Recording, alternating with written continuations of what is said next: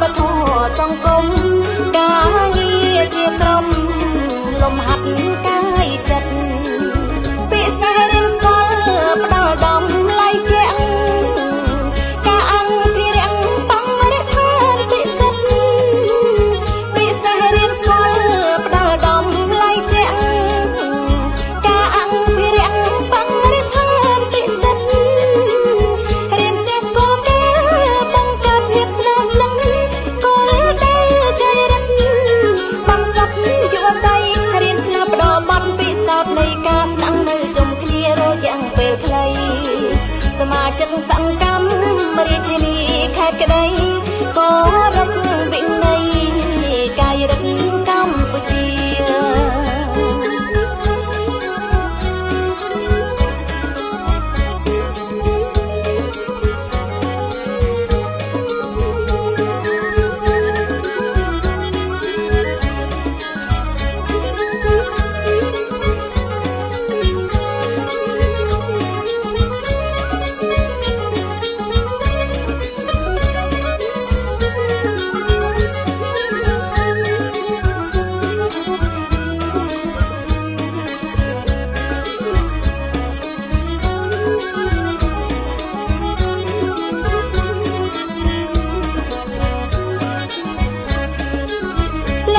បណ្ឌិត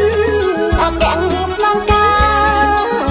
កាយរដ្ឋសន្យាការអង្គភិវឌ្ឍនីលោកជំទាវបណ្ឌិតអគ្គស្នងការកាយរដ្ឋសន្យាការអង្គភិវឌ្ឍនីការបងជំរុំលំហែវិជ្ជាបានដីជីវី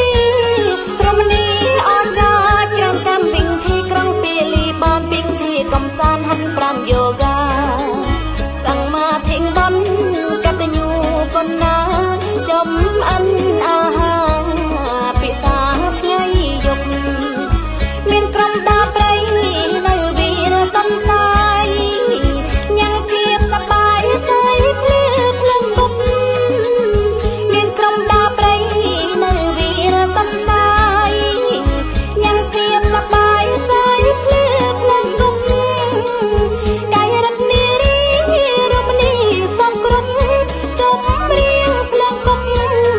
សំអាតបរិស្ថានលោកជំទាវអគ្គស្នងការកាយរដ្ឋមន្តកម្មគេប៉ិនផ្ដល់ចិត្តក្លាហានសូមសម្ដេចធិបតីស្វាមី